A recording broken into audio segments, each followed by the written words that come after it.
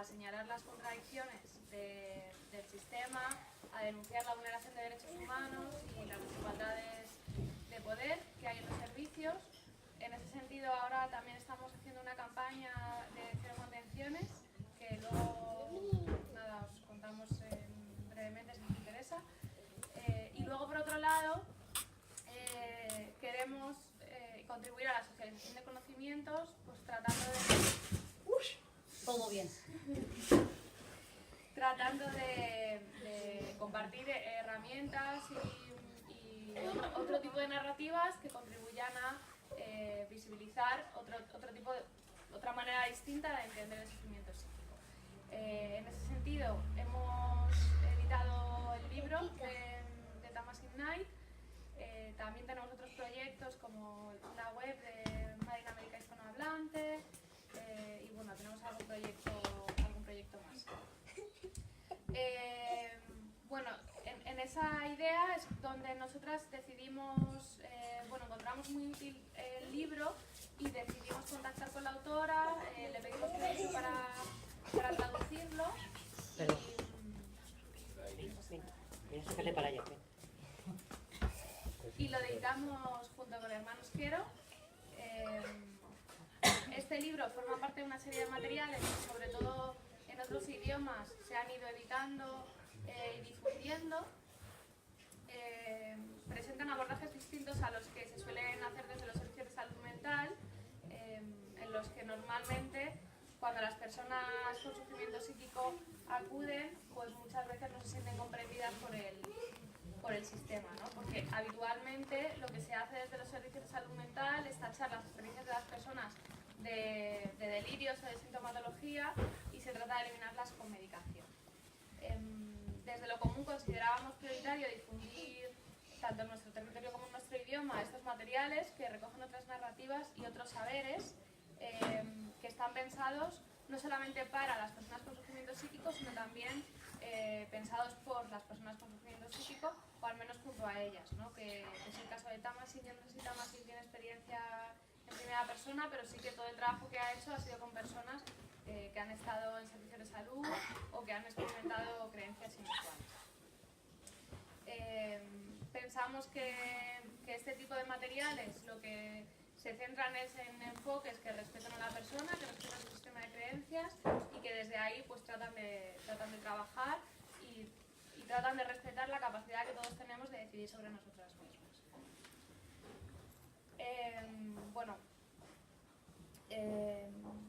Habitualmente cuando una persona acude a los servicios de salud pidiendo ayuda, porque nosotras hablamos de experiencias inusuales, también desde la clínica se suele hablar de ideas obsesivas, de delirios,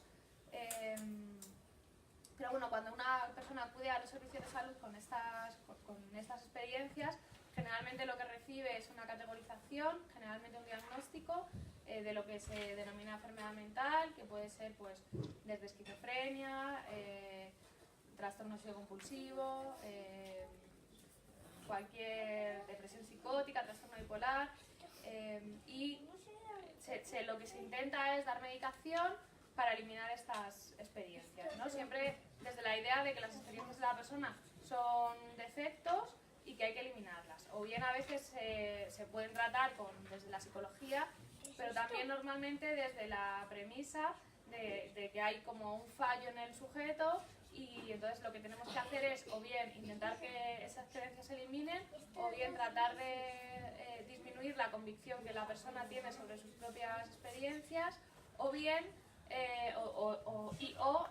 hacerle pensar de manera normal, ¿no? Intentar que razone, intentar que genere como otro tipo de pensamientos, como más normalizado, como más como todo el mundo.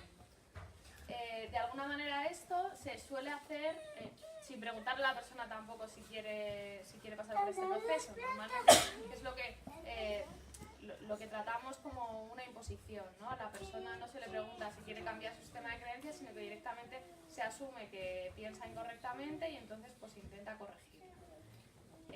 Pensamos que este modelo está en consonancia con un modelo social que oculta rechaza y tiende a esconder la diversidad y a suprimir las diferencias.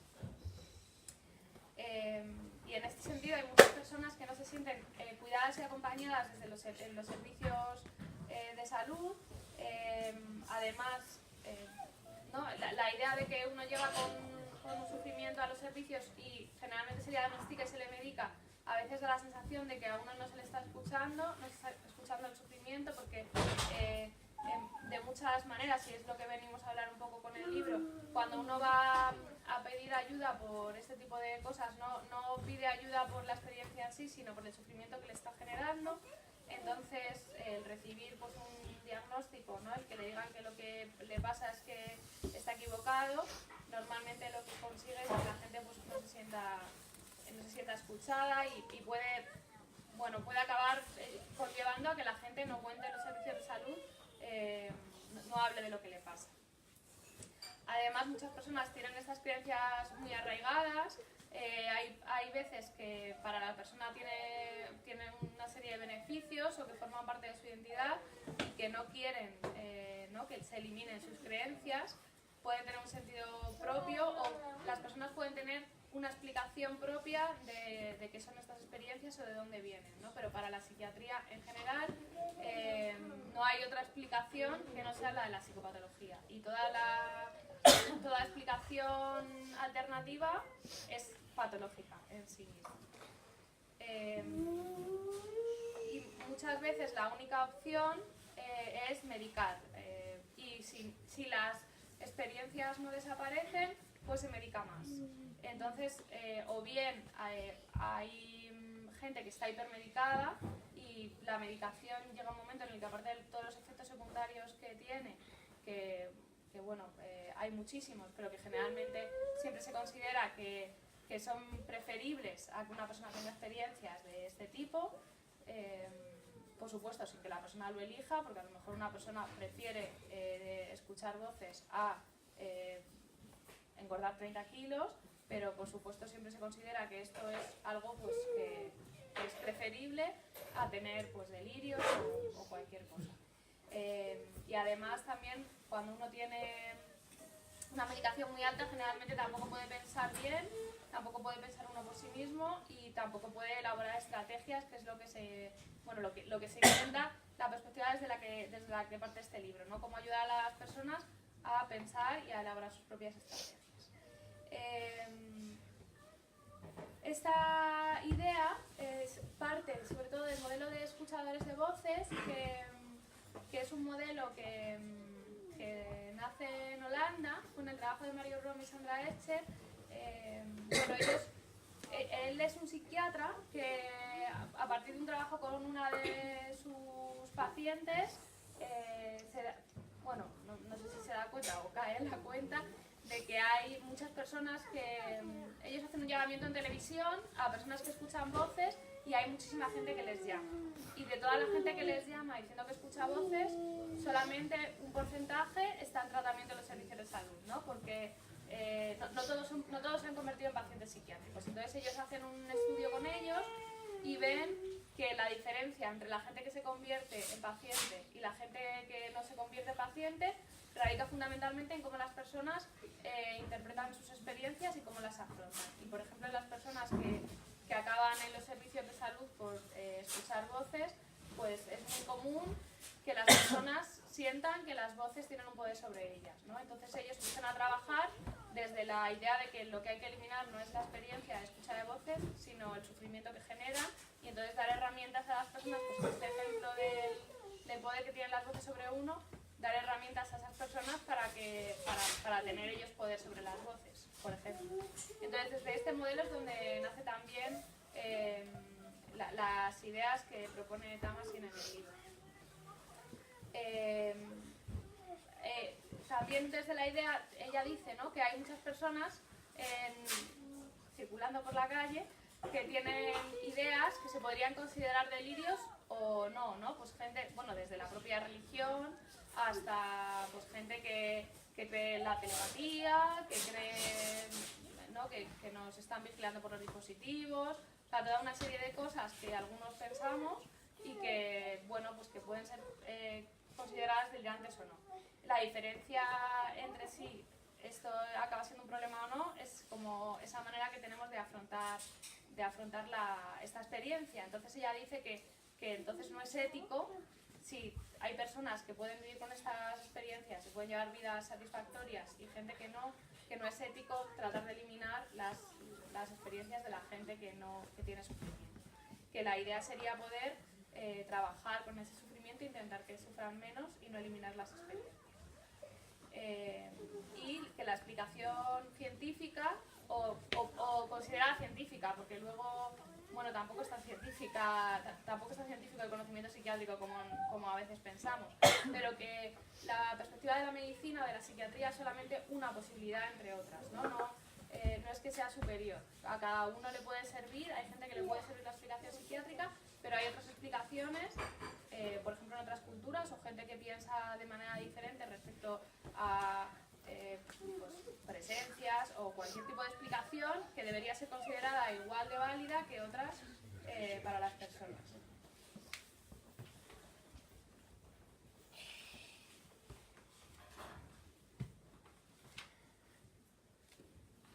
Bueno, el proceso del libro, bueno, como os he comentado, surge de que consideramos este texto de Tamasin como interesante, contactamos con ella y le pedimos permiso para traducir.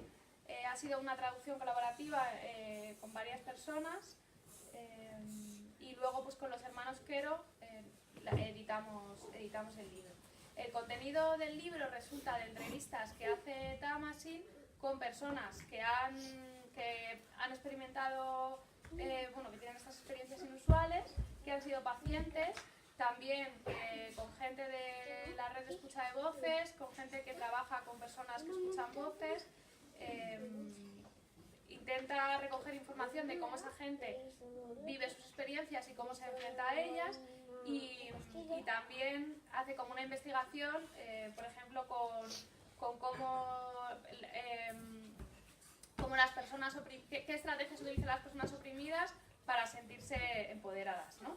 Por ejemplo, es interesante como la similitud entre cómo, por ejemplo, personas racializadas que participan en grupos antirracistas o hacen activismo consiguen sentirse más seguras, y de manera similar como personas psiquiatrizadas que encuentran grupos de apoyo y luchan por los derechos de las personas psiquiatrizadas, también pueden encontrar pues que estas experiencias no les suponen tanto sufrimiento.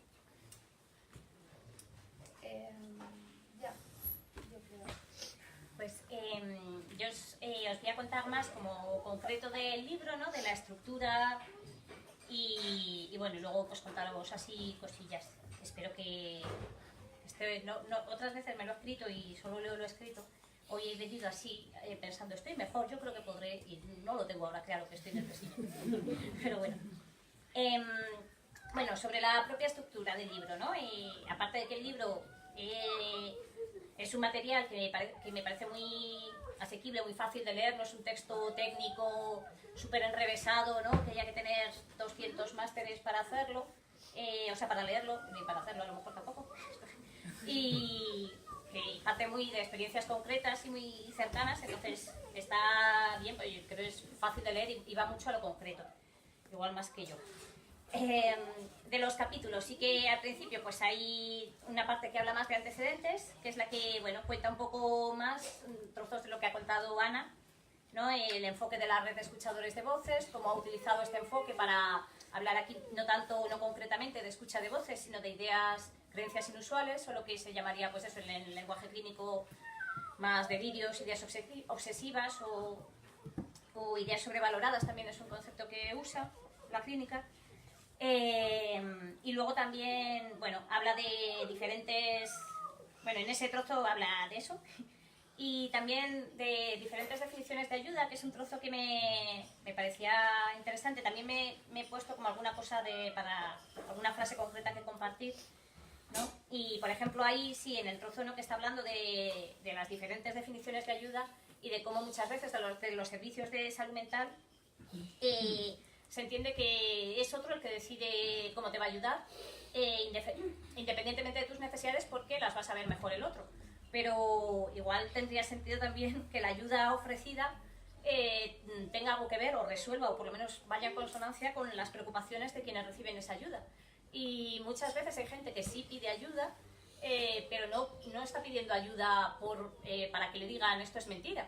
Está pidiendo ayuda porque a lo mejor esa creencia que tiene sí le causa un sufrimiento concreto o un problema concreto. Y si desde los servicios lo que se hace ante eso es solo, bueno, es que eso es mentira, no es verdad, es que, ¿no? Esa persona muy probablemente cuando no siente su demanda resuelta y además no tiene dónde acudir para que se la resuelvan, ¿no? O no, por lo menos en los espacios sanitarios, porque el espacio sanitario lo que va a decirle es que es mentira. Bueno, pues es que ella, no, en el libro que sí que cuando lo dice Tamasin, que cuando usa nombres son seudónimos, luego cuando usa nombres como de experiencias concretas, ¿no? Pues habla, por ejemplo, de Emma, una compañera que quiere ayuda porque la están envenenando. Entonces, ante eso lo que tienen los servicios es, bueno, es que no te está envenenando nadie. Vale, pero eso a ella no la sirve y sí pedía ayuda para eso. Entonces, o se lo guarda ya y encima no se lo puede compartir a nadie, o a lo mejor ella lo que le sirve es, mira, es que quiero saber algo que fortalezca mis defensas para que si hay un veneno no me haga daño, ¿no? O algo que me pueda inmunizar, o otras cosas que también se le podrían ofrecer, ¿no? Y la resolvería en el problema que ella tiene, que es, tengo miedo a estar siendo envenenada. Y muchas veces eso, el que nos digan es que eso no es real, no nos quita la idea. Lo que hace es que a lo mejor que ya no nos sintamos libres de compartirla. Solo que tenemos el miedo y además en soledad. Bueno, y también el siguiente capítulo, ella habla de un poco de lo que os ha contado de cómo está la investigación, ¿no? Se llama Nuevas Investigaciones. Cuenta muy brevemente eso, cómo es la investigación que ella hizo, dando los datos de las personas que participaron y el número y tal. Uy, mi pato, se me cae. Esto es una creencia inusual que creo que mi pato hace que las cosas salgan mejor, pero se me ha despeñado un poco. Bueno. Luego hay un capítulo que habla de los beneficios que tiene enfocar así, o sea, este nuevo enfoque. Ella dice, bueno, eso, que esto puede ser una manera de ayudar a quienes no se sienten apoyados o ayudados ahora en el sistema de salud mental, ¿no? Que a la gente, si le vale, a la gente que le valga cómo se enfoca ahora, pues bien, si no pasa, no es que no se pueda, ¿no? Pero mucha gente eso no nos sentimos ayudados de esa manera, lo sentimos impositivos y lo sentimos además que no nos resuelve el problema y simplemente nos condena a llevarlo en soledad. Y esto puede ayudar a quienes hasta ahora no les está resolviendo nada.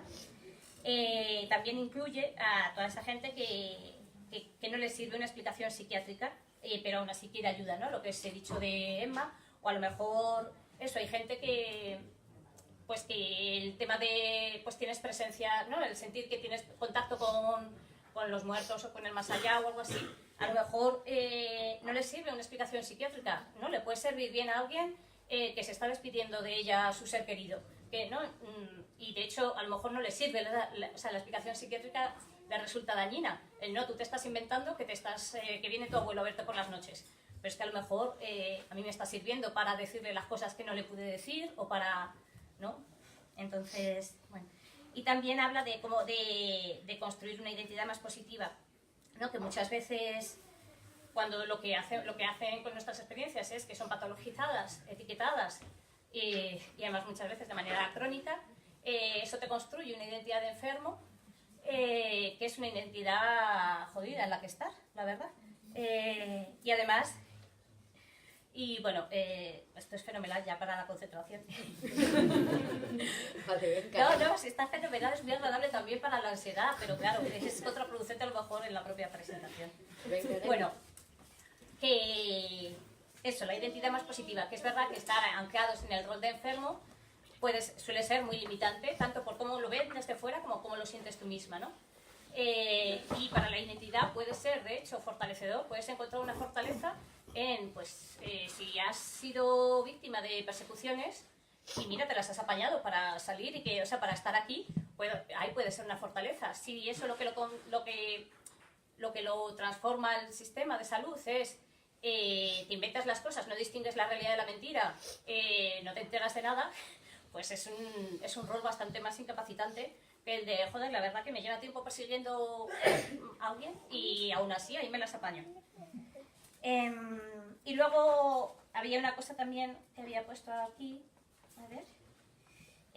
Bueno, el tema de cosas que repiten esos primeros capítulos es un poco los delirios dependen del ojo del que mira, porque ¿no? Lo que decía Ana también, hay cosas que podríamos pensar que son delirios socialmente aceptados y no hay problema en ellos, ¿no? La religión podría ser un delirio socialmente aceptado o otras cosas, como que ni siquiera el pensar racionalmente, ¿no? Aunque ya directamente igual no hay un posicionamiento de que no es una exigencia o no debería serlo, el tienes que pensar racionalmente, pero es que además qué es lo racional y qué no lo es, no es neutro y hay un sistema de poder que también establece lo que es racional y lo que no, ¿no? Y de hecho hay opresiones culturales, hay colonialismos, hay muchas cosas que explican por qué hay cosas que no sentimos que sean racionales y a lo mejor es que es otra racionalidad, ¿no? Y las creencias eso no se pueden desligar del poder. Seguramente cuando quemaron a Galileo, el muchacho, o sea, que quemaron a Galileo, ¿no? Bueno, alguien dijo, yo creo que el sol, o sea, sí, quemaron a un muchacho que iba en contra de las creencias establecidas hasta entonces, ¿no? Y eso en ese momento era una creencia muy inusual, y le dijeron, no, es tan inusual que te vamos a quemar. Ahora es inusual, pues, pensar que la Tierra es plana, y hay pocos terraplanistas, ¿no? Que digan, vale, pero que la creencia hegemónica y lo que se considera racional no se puede desligar del poder. Luego, el capítulo más grandote del libro habla de las técnicas y es toda la parte, bueno, de la página 29 a la 62, toda la parte que habla de técnicas concretas y da eso, ideas concretas y técnicas concretas, que luego os cuento algunas. Así que para acabar como con la estructura, hay otro capítulo que porque las técnicas las da en general, pero sí que hay un capítulo concreto que habla de estrategias como concretas para ayudar cuando las creencias tienen que ver con abducción alienígena, experiencias espirituales y telepatía. Porque sí que se ha visto que esas, como un poco esas tres cosas son un tema principal, sobre todo más en el mundo anglosajón, pero bueno, sí que la experiencia de ser vigilados, de nuestros pensamientos, de alguien controla lo que me está pasando, sí que es común también en otros mundos, no solo en el anglosajón.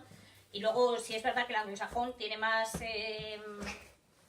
arraigo el tema alienígena, abducción, me da miedo que... ¿no? Entonces, ella, pues que viene del mundo anglosajón, la autora, sí que dedicó un capítulo concreto a eso.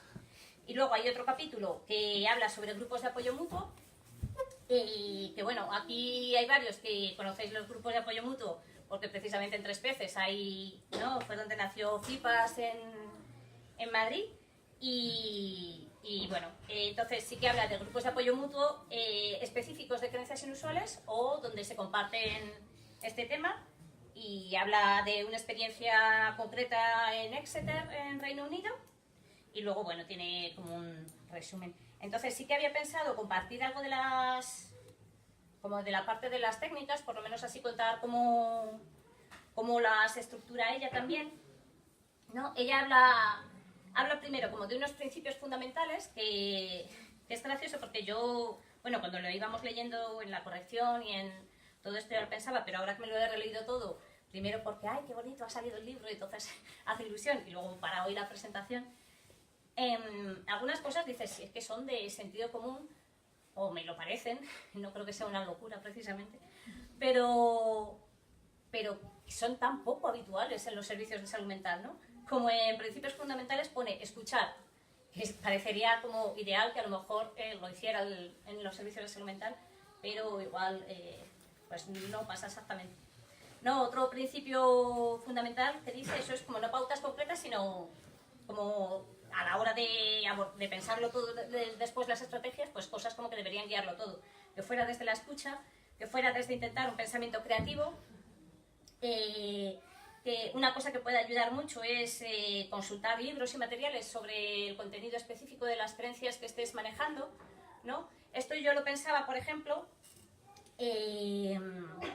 pues que hay cosas que yo hago, ¿no? Yo pensando últimamente, que estoy pensando que hay muchas muertes en mi entorno, ¿no? Y sí que me ayudó el año pasado, como en noviembre. Yo me siento muy vital, más vital de lo que me he sentido nunca, y entonces hay muchas muertes en mi entorno. Y digo, vaya, por Dios. Entonces, el año pasado me sirvió hacer una cosa en noviembre, como en la Noche de Muertos, pensando en la cultura mexicana, ¿no? En cómo hablar, pues en intentar traer cosas de, al final, de que había visto yo en la película de Coco. Tampoco es que tenga un montón de información, pero pensando a partir de ahí, pues intentar usar eso para, bueno, abrir ahí un espacio donde nos encontráramos muertos y vivos y tal.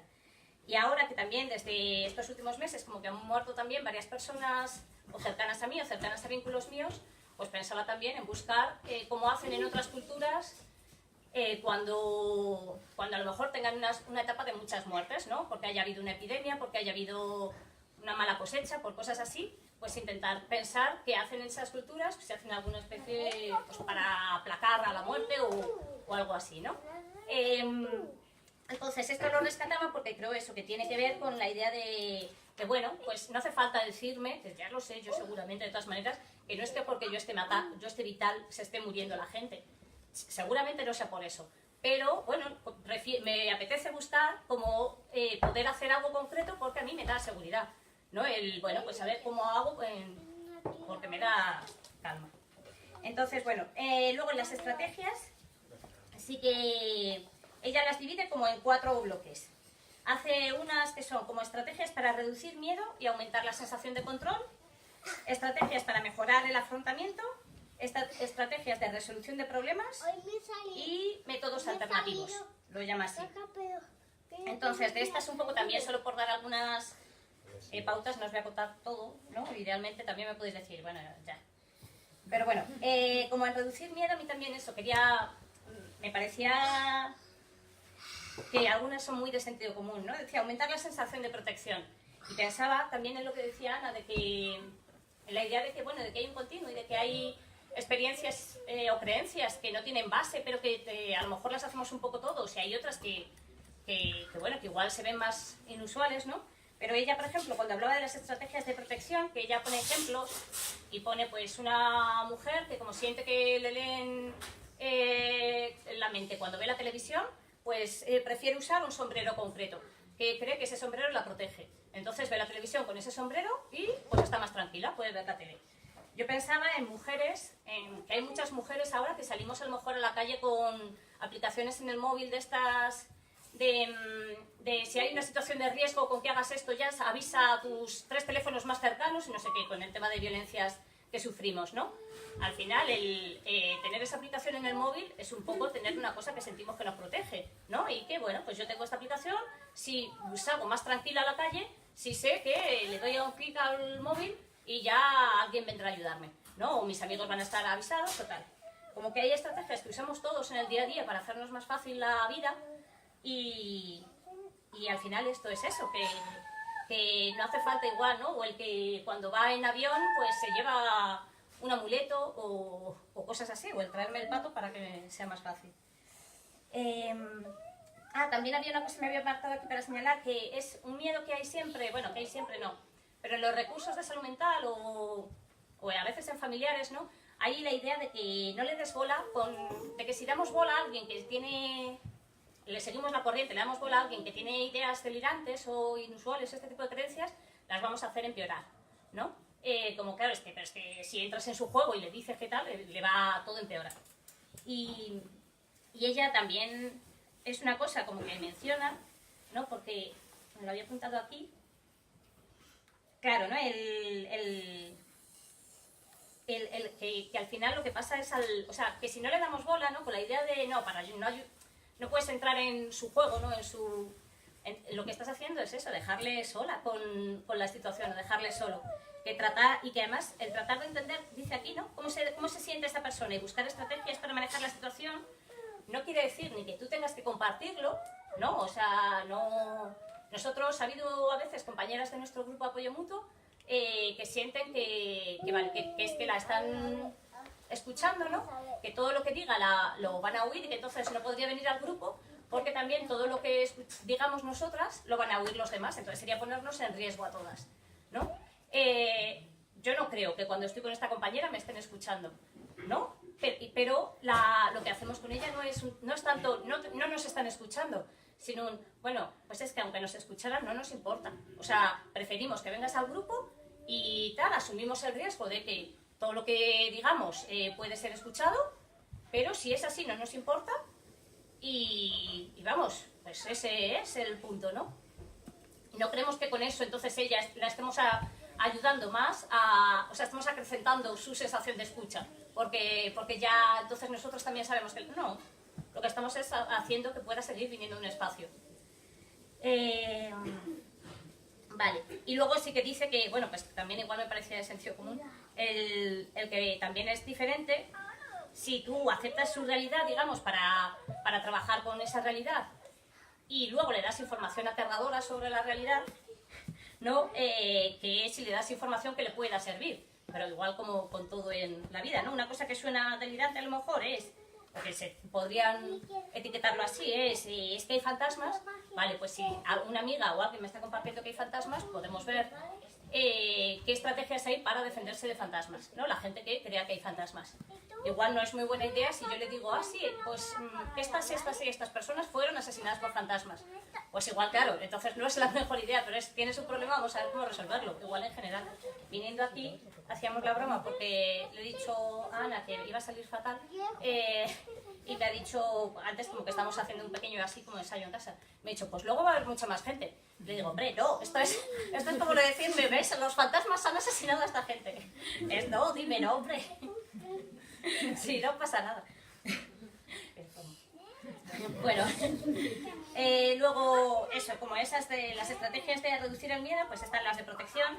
Hay otras que habla como de paréntesis, darse un descanso, ¿no? Pues con esto no puedo, bueno, pues igual nos damos un descanso unos días y ya puedo más tarde, ¿no? Si te están persiguiendo si tus vecinos tienen muchas ganas de hacerte daño, igual con que te vayas unos días a casa de un familiar y descanses esos días, luego vuelves con otro ánimo. Pero que esto nos pasa igual, de si estás agobiadísimo en el trabajo y puedes tomarte 5 días de vacaciones, pues igual también mejor. O planificar situaciones, ¿no? Practicar qué haremos o qué diremos, prevenir o evitar lo evitable, autoafirmación y dar la vuelta a la situación. Esto también da un ejemplo concreto, ¿no? de gente que ante la idea de estar siendo vigilado le ha servido pensar que, bueno, que si le están grabando, pues si alguien le hiciera daño, tendría pruebas, porque si te está grabando todo lo que haces, pues si alguien viene a hacerte daño ya vas a tener pruebas seguro, así que estás protegido, ¿no? Entonces, como este tipo de cosas es también lo que habla como del pensamiento creativo, ¿no? Y bueno, y luego, bueno, pues hay otras, las de mejorar afrontamientos, sí que habla también, bueno, eso, el hablar y apoyar, que parece de cajón, ¿no? Y tomar en serio, no hablar desde otro lugar. Y habla de la idea de buscar grupos asociados a la creencia o las posibilidades de Internet para la gente que le pueda resultar complicado salir de casa o encontrar gente que justo comparta tu creencia, pues Internet es verdad que abre un abanico muy grande a la hora de poder compartir y de poder encontrar gente que piense como nosotros en cosas. Y luego habla, bueno, de dar esperanza, permitir sentir control, recordar los obstáculos que antes se han superado, ¿no? Eso, el si has superado dificultades, persecuciones, eso frente a eres un enfermo, que decíamos antes. Y también habla, por ejemplo, esto me lo había apuntado, de cómo haciendo estudios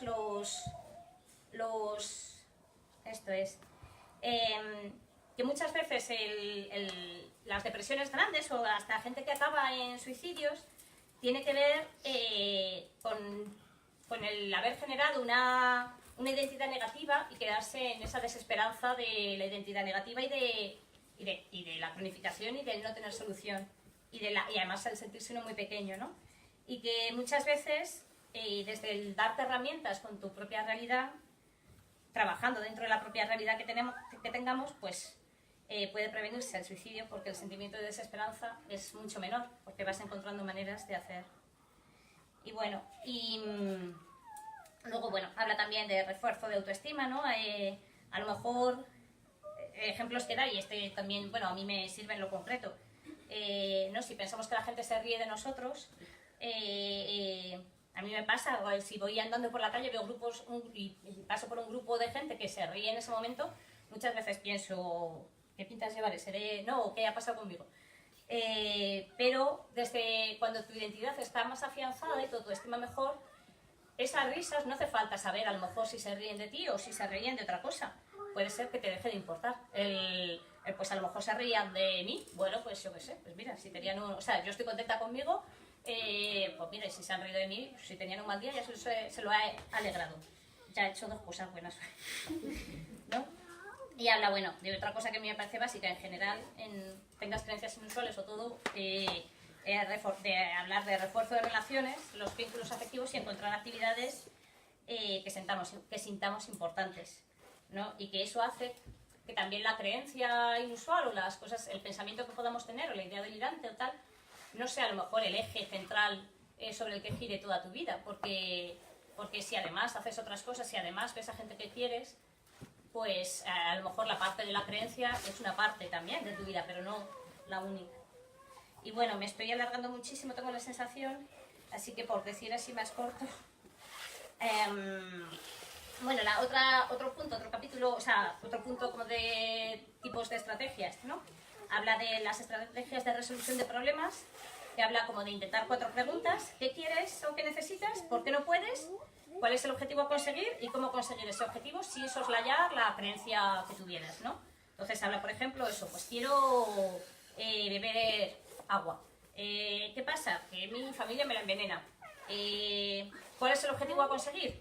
Pues beber líquido, en realidad fuera o dentro de casa, ¿no? Y no necesariamente agua del grifo o la que tiene control tu familia, ¿no? Entonces, ¿cómo conseguir el objetivo? Bueno, pues a lo mejor puedes comprar tu agua embotellada que la tienes de momento en tu habitación o otras maneras. Y que esto a veces es la parte inicial y luego lleva a que cuando ya estás trabajando más cosas, no necesariamente a lo mejor toda tu vida estés comprando agua embotellada así a escondidas de tu familia. Pero que a veces cuando la creencia es muy agobiante, ¿no? O en algo además como muy importante, ¿no? Como es que no puedo beber agua porque es que tiene meditación, por ejemplo. Pues, vale, pues pensemos en ese momento cómo afrontarlo en lo concreto y luego, pues ya con más tiempo puede pasar a otras cosas. Y luego también habla de un momento de lidiar con la sociedad. Habla, por ejemplo, cuando ante ideas que tú tienes, que te puedan generar conflicto con otras personas, pues como a veces cosas que igual nos vendrían bien a todo el mundo, como trabajar en respetar la diversidad, ¿no? Que otros pueden no compartir tus creencias y que eso no quiere decir que, o sea, no pasa nada por eso, igual que la idea sería que lo trabajase la sociedad, también la cuerda, digamos. Pero es verdad que si tú en un momento dado estás muy pensando que es que tu creencia es tal, pues en general a todos nos viene bien. Mira, si vivimos en una sociedad diversa con creencias diversas, tú tienes y bien, pero eso no te hace entrar en conflicto con el que tenga otra. Entonces, eso puede ayudar si a veces hay conflictos. O la idea también igual básica, ¿no? De respetar derechos. Yo a la gente esta que a lo mejor paso caminando y se ríe de mí, no pienso, se ríe de mí, voy a darles 2 hostias. Porque no creo que igual que alguien se ría de mí me legitime para dar 2 hostias. Entonces la idea de que eso, extenderlo, ¿no? La gente puede tener otras creencias, no compartir las tuyas, y efectivamente porque piensen otra cosa no les vas a agredir. O aunque alguien te quisiera hacer daño, tampoco le vas a agredir por eso, ¿no? Y luego, bueno, habla de lo último como los métodos alternativos de afrontamiento, que habla que a veces lo que hacemos para lidiar con la creencia resulta problemático, ¿no? O es problematizado desde fuera, sobre todo. Entonces, buscar alternativas para eso, porque, bueno, hay una que es una clásica que ya ha salido en varios sitios y se ha hablado varias veces, que es que cuando nos sirve hablar, contestarle a nuestras voces en voz alta, ¿no? En un momento concreto, pero eso se ve mal desde fuera, en general, que uno esté hablando ¿no? Pues es útil el sacar un teléfono móvil, porque nadie le parece raro que hables que al teléfono móvil sí le contestes, o le contestes en mal tono, porque dirán, bueno, pues está discutiendo con alguien, ¿no? Entonces, igual que eso, es al final pues un truco de, mira, si me crea problemas ponerle un límite a mi voz, ¿no? A decirle que no, que me dejes, no sé qué, y me va a crear problemas con la gente, pues si lo hago con el teléfono, ya nadie se va a extrañar. Pues habla de otros tipos así, ¿no? Habla de alguna compañera que piensa bueno, que va con, aunque suena muy, ¿cómo es? Como muy, ay, mítico no, bueno, como muy estereotipo, pero el tema de llevar papel albal para que no te lean los pensamientos, que es una técnica que sí usa gente, pero efectivamente si sales con papel albal a la calle, la gente te va a mirar muy raro. Entonces, pues habla de alguien que además luego va con gorra o va con, ¿no? O de cosas así concretas. Y bueno, y también intentar conductas alternativas, ¿no? Hay conductas que nos dan seguridad, conductas de repetición a veces o bueno, otras. Entonces buscar alternativas. Hay gente, de ejemplos concretos, cuenta gente que necesita lavarse las manos muchas veces, ¿no? Por el miedo a estar contaminándose o tal, y que a veces de tanto que te las lavas te haces daño en la piel, ¿no? Entonces se habla de buscar alternativas, pues en vez de lavarte tantas veces, usas guantes más a menudo o usas otras maneras, ¿no? O habla de una persona que dijo, mira, voy a dejar que mi casa entera se contamine, y entonces, ¿no? Y luego ya entro a esa contaminación y si la supero, ya no hace falta que me lave las manos tanto, porque total, ya por lo visto eso pega hueso, pues ya tan mal no me va a ir. Lo de las manos no era tan importante. Y bueno, y también la otra idea que habla de retrasar acciones, ¿no? De a veces intentar, para sentirte más en control, pues algo que tú sabes que te da tranquilidad, ¿no? Pues si haces algún ritual que tú tienes que te da tranquilidad que lo hagas cada vez que pasa algo, intentar decir, vale, lo voy a hacer, pero después de 5 minutos o después de 10 minutos, ¿no? Como eso, sensación tuya de tener autocontrol, si es que hacer el ritual te hace sentir muy en falta de control, ¿no? Si, total, si haces el ritual y te dan pancho, pues tampoco hace falta nada más. Y luego, bueno, también da técnicas concretas así de pensamiento o de meditación, ¿no? Bueno, y de hecho muchas también en la parte de abducciones y experiencias espirituales también hay ese tipo de creencias, ¿no? Como hay una luz blanca que me protege, o la gente que puede ser religiosa, ¿no? Pues me da miedo que me hagan algo, le encomiendo a mis ángeles de la guarda que cuiden la casa, o le pido a mis ancestras, ¿no? O la sensación, no lo sé, es verdad que las chicas, yo la sensación de, bueno, no estamos solas, somos manadas, somos, ¿no? A mí me da seguridad en momentos. Y bueno, y hablo muchísimo. Y luego ya sí que está más el trozo de los grupos de apoyo mutuo, que se me hace un poco raro hablar mucho de eso aquí, porque creo que a lo mejor hay bastantes compañeros que sabéis ya de ello. Pero bueno, sí que habla que hay la red de escuchadores de voces tiene unas pautas concretas como para los grupos que pertenecen a esa red y las cuenta aquí. Pero bueno, en general hay grupos de apoyo mutuo en salud mental, específicos de creencias inusuales o no específicos, y muchas cosas son pues las que ya sabéis, que no, sin etiquetar, sin patologizar, sin ridiculizar, sin juzgar, ¿no? Escucha horizontal, compartir herramientas, y los beneficios pues también lo sabemos muchos de los que estamos aquí. El sentirte entre iguales, con objetivos comunes, el sentir de pertenencia, menor aislamiento, la oportunidad de ayudar a otros, el ya no estar en el rol solo del que recibe ayuda, sino del que la recibe y la da, que es la base del apoyo mutuo.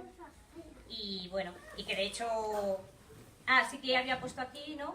Que unos beneficios concretos, porque ella habla de una experiencia concreta además en Exeter, del grupo Más vale que te lo creas, y habla de cómo influyen en organizaciones de los que son parte, y bueno, que eso pasa aquí también.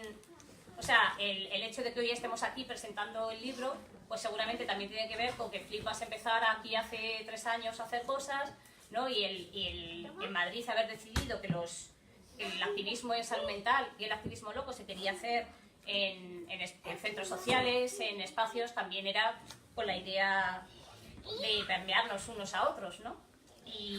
Y también habla, bueno, de que el grupo de Exeter inspiró nuevos grupos de apoyo mutuo, que eso es algo que también está pasando aquí, que de hecho cuando Flipas Gam pide algo de información a la gente de Cataluña que ya está montando grupos, y luego en este tiempo hay gente que ha pedido información a Flipas para montar sus grupos en otros territorios, han salido más colectivos en Madrid, ¿no? Y al final esto es una rueda. Y nada, y luego está el capítulo así como de resumen, que es un poco esto otra vez. Sí que quería decir que Bueno, que ahí, lo ha dicho Ana, hay poco material en castellano en esto. Y de hecho hay un trocito al final de fuentes y todas son en inglés. Las que ponen las fuentes que usó ella. Entonces, quería como animar, que en realidad ha sido un poco largo el proceso, pero no ha sido súper costoso, o sea, ni súper costoso en dinero, ni súper, o sea, ha dedicado tiempo, ¿no? Pero hay un montón de materiales chulos que ya existen y que sería guay traducir y editar. También hay un montón de cosas que ya, de experiencia y de conocimientos que se tienen en la comunidad hispanohablante, que sería muy chulo poner por escrito y editar, ¿no? Y entonces animar a editar, traducir, escribir materiales propios, que a ver si en una futura edición que se haga, pues ahí podemos poner un trocito de bibliografía en castellano, que sería chulo. Y iba a leer un trocito del prólogo, si no me he extendido muchísimo. Voy a leer un trocito.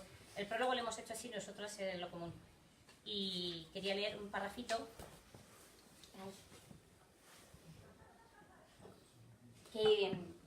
que resume así un poco, más de lo que he resumido yo. Dice, el enfoque de proporcionar ayuda para afrontar y convivir con las creencias inusuales, en vez de empeñarse en su eliminación, que además suele generar desconfianzas, seguramente sea más habitual que el individuo deje de hablar de ellas por ese continuo cuestionamiento y rechazo que la pretendida eliminación del esquema de pensamiento y sistema de creencias. Este enfoque no solo parte de la realidad práctica de estar ya mejorando las perspectivas vitales de muchas personas que han pasado a vivir una vida que sienten más valiosa y menos difícil, sino que también implica un posicionamiento ético y político, que no solo respeta, también valora la diferencia y la diversidad en la sociedad, el derecho a ser, pensar, sentir, hacer distinto. Esta posición donde la diversidad es algo valioso y donde se reconoce la transformador del apoyo mutuo, va mucho más allá que cualquier diagnóstico y cualquier síntoma recogidos en un manual de salud mental. Esta posición está en consonancia con esa sociedad distinta y posible que queremos construir, y ojalá este libro pueda aportar otro grano de arena más en ese camino. Y eso es.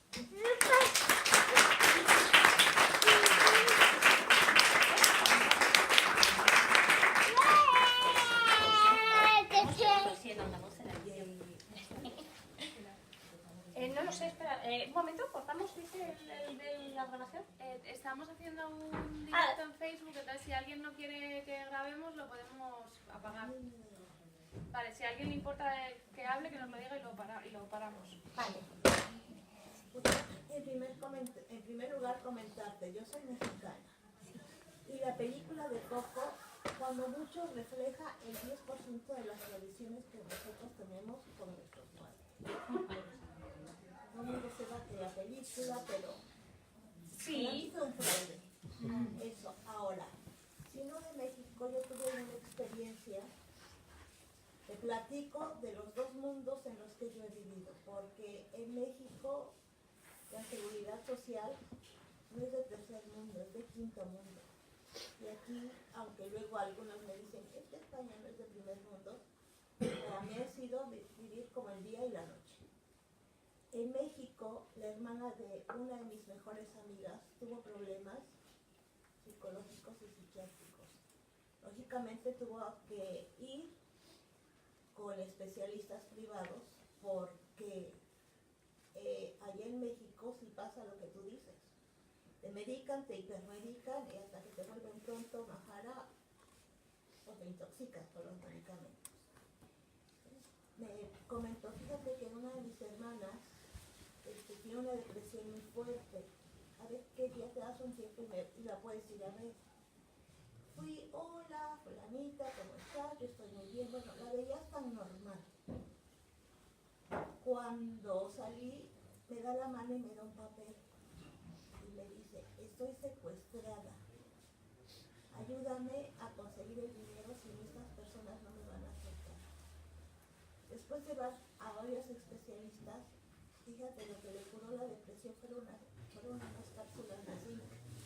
Pero tuvo que ir a un profesional privado. Ahora, yo aquí, a 3 de mis familiares directos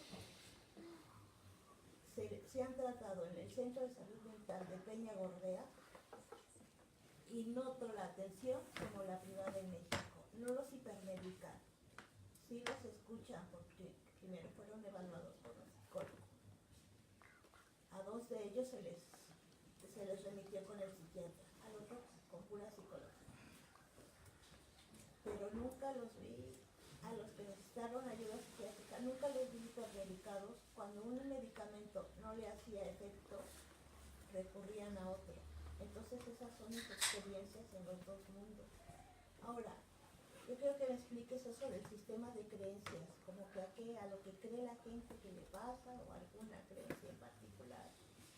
No lo entiendo. No sé si he entendido la pregunta. Sí, que si me puedes explicar bien cuando te refieres al sistema de creencias, porque no sé si es a lo que creen las personas que a ellas les pasa o a una creencia que es un poquito más globalizada. Bueno, generalmente, o sea, bueno, cuando hablamos del sistema de creencias, creo que nos referimos no solamente a, bueno, a lo que la persona cree, pero también lo que cree en su contexto, porque claro, no solamente está, por poner el ejemplo de la religión quizá, pero claro, no solamente está lo que yo creo, sino también cómo eso interactúa con mi entorno. Entiendo que eso puede ser desde una creencia pequeña, como muy limitada, ¿no?, a lo que se llama en psiquiatría algo encapsulado, ¿no?, como que no afecta al resto de tu vida, o cosas que están muy presentes en tu día a día. Sí, yo me alegro de que la experiencia de tus familiares aquí haya sido tengan una buena experiencia y no haya habido sobremedicación o ellos no la sientan así. Y es que, supongamos, yo estoy segura que si esto me hubiese pasado en México, los hubieran tratado igual, pero con asistencia privada. Porque hay el seguro social, te lo juro, que pasa no solamente con la psiquiatría, no es psicólogo. Llega uno a urgencias y te dicen, tómese una Proxen y pida cita con su médico que te la dan hasta los 3 meses. Ahí sí cabría, pero así, como ejemplo clarísimo lo que tú has explicado, de hipermedicación o de que no te escuchan, que no te hacen caso. Claro, pero esto que hemos explicado también es porque nuestra experiencia aquí es así de muchas personas en la pública. Sí que, por supuesto, yo defiendo que haya una sanidad pública gratuita, universal, ¿no?, y de atención.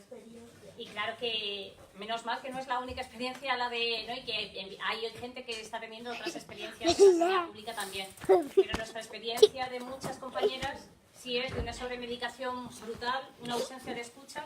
Y yo defiendo una atención en salud mental pública, pero que cambie, creo eso, que cambie la orientación. Estás concreta en lo de salud mental, digo, yo tuve 3 familiares directos que ya por algún giro se les hubiera ido a uno, pero los dos lo respondieron muy bien. Sí, qué bueno que yo no lo necesito. Sí. Luego también quería una cosa, no es de este libro, pero si conocéis, si habéis leído alguno, creo que es Anatomía de una epidemia, de Robert Whittaker, que está editado Capitán Swing. Ahí creo que es donde él cuenta que estudiando viendo cómo habían evolucionado pacientes diagnosticados de esquizofrenia en países de lo que se llama primer mundo y países de lo que se llama tercer mundo, él ve que precisamente la evolución fue mejor en otros países, o sea, en otros países no, pues o menos industrializados, en otros países con menos recursos, no teóricamente con menos recursos, que la evolución de los pacientes fue mejor.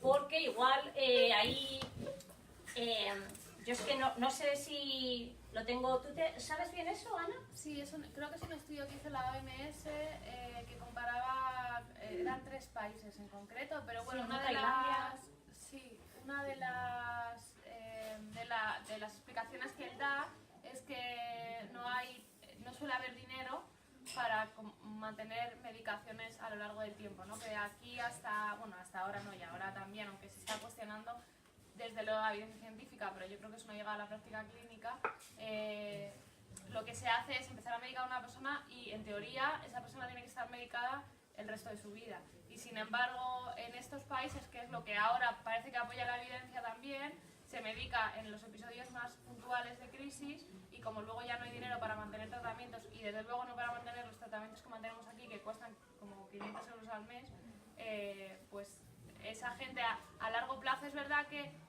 no medicar constantemente. Él citaba un estudio en el que durante los 4 primeros años la gente que no se medica tiene más recaídas que la gente que sí, pero a partir de los 4 años la gente que no se medica tiene muchísimo mejor funcionamiento que la gente que sí. El problema sería de la evaluación de entrada, ¿no? No, y también de la práctica. O sea, aquí la práctica es que una persona con ciertos diagnósticos, como esquizofrenias, el tratamiento debe ser medicación crónica, no solo en los momentos de crisis. Ahí yo creo que la idea de medicar solo en los momentos de crisis no parte tanto de un análisis de que la medicación no es necesaria o puede ser dañina, sino que parte de la falta de recursos. Pero el hecho es que medicar solo en momentos puntuales suele ser mejor que mantener la medicación a unos niveles muy altos, antipsicóticos, que además aquí se usan los de nueva generación, que son cada vez más caros que el anterior. A mis 2 familiares que te digo que sí tuvieron medicación psiquiátrica, gracias a Dios, o a la vida, porque a veces creo que no existe, les dieron una medicación de shock. Y hace 2 años que no toman ninguna medicación. Ya nada más van a veces, 1 o 2 veces al año a terapia. Sí, por eso decía que qué bien que, Sí. que eso se empiece a hacer, pero que la experiencia de muchos de nosotros es que empezaron a medicarnos a los 16 y nos dijeron, esto es para siempre. Y yo en concreto tengo 38 y fue a los 36 que yo dije, bueno, para siempre igual ya no. Fue en el centro de salud de Peñagorbea. Pues vamos a ir a un centro español de Peñagorbea, vamos a...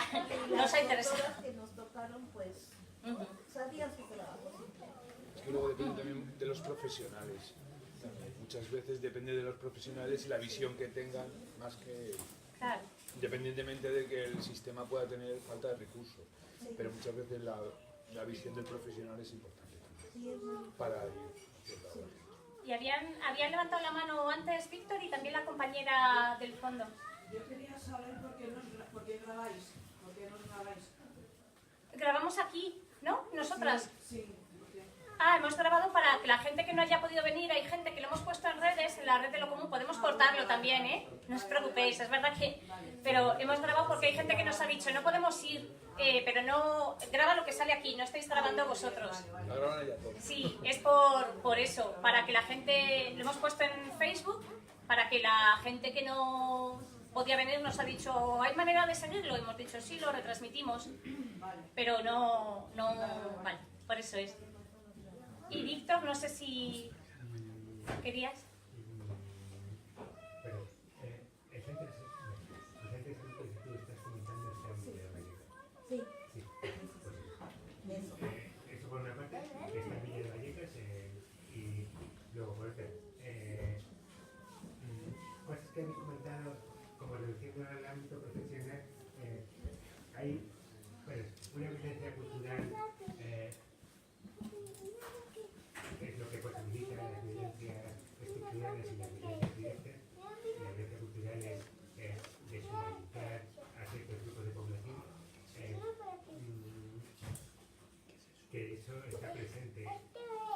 Es una violencia social, aunque la parte, la estructura encargada de ejecutarla y estructurarla es el sistema psiquiátrico, digamos. Pero que, a ver, lo que yo estoy diciendo es, a mí, por ejemplo, me robaron una vez la cartera y tengo un carnet con el grado de discapacidad, ¿no? Y se lo dije, y entonces me dijo el policía, oye, ¿y no podría venir tu familia? Y yo, pues no estoy capacitado, ¿no? Sí, o sea, hay una parte, la parte en realidad de todo esto es el origen de la violencia, es sí, el pensar que es que no estamos capacitados para decidir sobre nosotros mismos y al final el valorarnos diferente en razón del diagnóstico. Y que entonces, efectivamente, si otra persona dice que le viene bien eso, pues otras cosas que les ayudan, otras cosas, la gente normalmente puede decidir sobre sus necesidades y de hecho hay gente que le dicen tienes un tumor, deberías darte quimioterapia Y si no se quiere dar quimioterapia al muchacho y se quiere tomar agua con azúcar, pues se la puede tomar. No le van a obligar a una persona, no, ahora mismo te pones la quimio, ¿no? Pero sí, Steve Jobs tomó agua con azúcar y plátanos y ha muerto. Pero no le obligaron a Steve Jobs y le dijeron, no, Steve Jobs, ahora mismo. Pero nosotros es verdad que sí se considera que, bueno, que es que nosotras no tenemos esa capacidad de decidir sobre nuestra salud. Y al final a veces la incapacitación o no es un trámite, pero que, ¿no? Que efectivamente la gente incapacitada judicialmente además está más jodida. Pero si hay en el imaginario, en realidad todos somos incapaces bueno, es que no te enteras, bueno, es que no lo sabes, bueno, es que no puedes decidir estas cosas. Bueno, es que tú no te das cuenta. Bueno. Sí, yo también creo que esto que dices de lo cultural, o sea, me parece que al final es como la raíz del problema, porque, por ejemplo, nosotros con el tema de las contenciones, es verdad que, bueno, hay mucha gente a la que le parece una práctica aberrante a eliminar, pero cuando los profesionales se justifican diciendo, es que claro, pues es que fulanito se ha puesto agresivo, entonces se lo cuentas a alguien de la calle y te dice, claro, es que ¿qué vas a hacer si no? ¿No? O sea, como que se justifica un tipo de violencia ante algo que no se conoce, porque luego a la gente se lo explicas y lo acaba entendiendo, ¿no? Pero como que dentro de lo cultural se posibilita que se ejerza violencia contra pues lo que no se entiende o lo que no se puede tratar de otra manera. De hecho, también yo pensaba que en este estudio que decía Marta antes de Whittaker, bueno, que no es de Whittaker, pero que lo mencionaba él, no sé si también hay otra lectura, seguramente, que yo hace poco estuve en Perú y entonces me contaban una experiencia de una persona que estaba muy mal, pero que no tenía vínculos familiares o no quería que avisaran a su familia, no me acuerdo. El caso es que la persona estaba sola. Y entonces, bueno, pues una profesional que estaba trabajando con esa persona movilizó al vecindario para que pudieran ayudarle y le llevaran comida, le dejaban dormir en un lugar de la comunidad. Y claro, eso evidentemente ayuda a la persona a estar mejor. Y yo pensaba, es que eso aquí, yo no lo sé, no sé si se podría hacer. No, yo en mi vecindario, es que ni siquiera conozco a mis vecinos.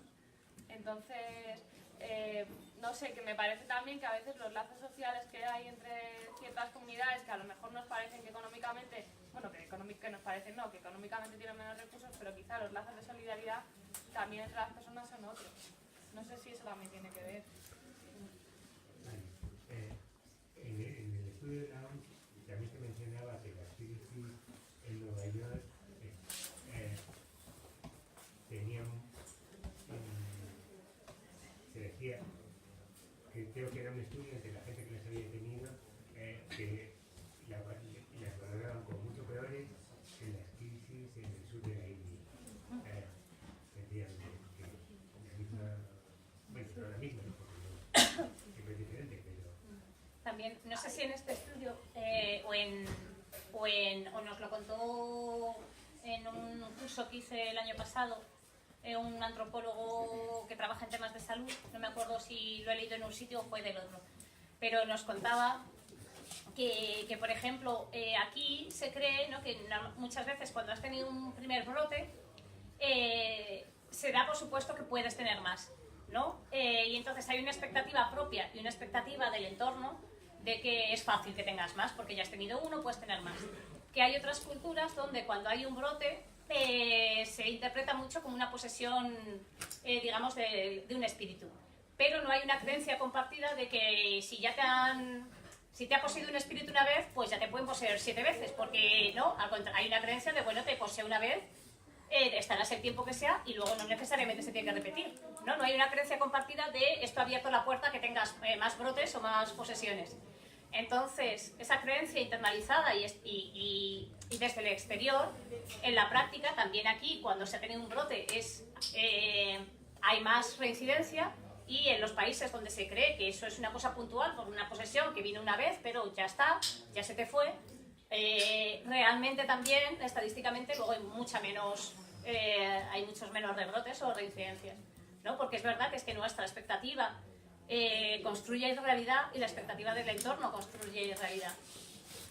también hay una antropóloga que tiene creo que se llama Tania, parece que es Tania Lurman, perdón, sí.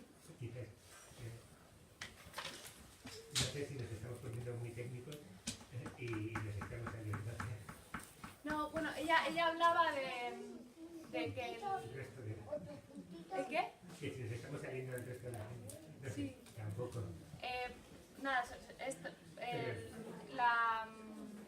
ella hace un trabajo también comparativo y veía que la gente que escuchaba voces en lugares donde, o sea, hacía una comparación y la explicación que daba es que en los lugares donde tenemos como tan valorada la privacidad, vivimos escuchar voces como una cosa como muy de intromisión en nuestra intimidad, ¿no? Como una cosa como muy de que están violando nuestra intimidad y que en ese sentido nos genera en nuestros países como mucho más malestar que en países donde, por ejemplo, ¿no? en lugares donde las puertas están abiertas, donde la gente, donde los vecinos pueden entrar a las casas de los otros, donde no hay una como una idea de lo privado tan potente como hay aquí, ¿no? Pues todas las ideas que tenemos sobre nuestras cosas, es súper interesante esa idea.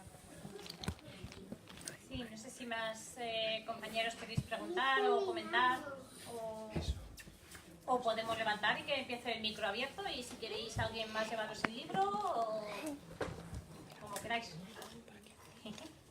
Si queréis, también podemos apagar ya la grabación, como despedir y también así dar oportunidad que si alguien no se ha sentido cómoda para expresarse mientras estaba siendo grabado, pues de volver a preguntar ya sin que esté grabado por si alguien sí quiere compartir algo, ¿vale? Y hacemos eso, como que acabamos aquí y apagamos. ¿Bien? Vale. ¿Y ya se ha apagado?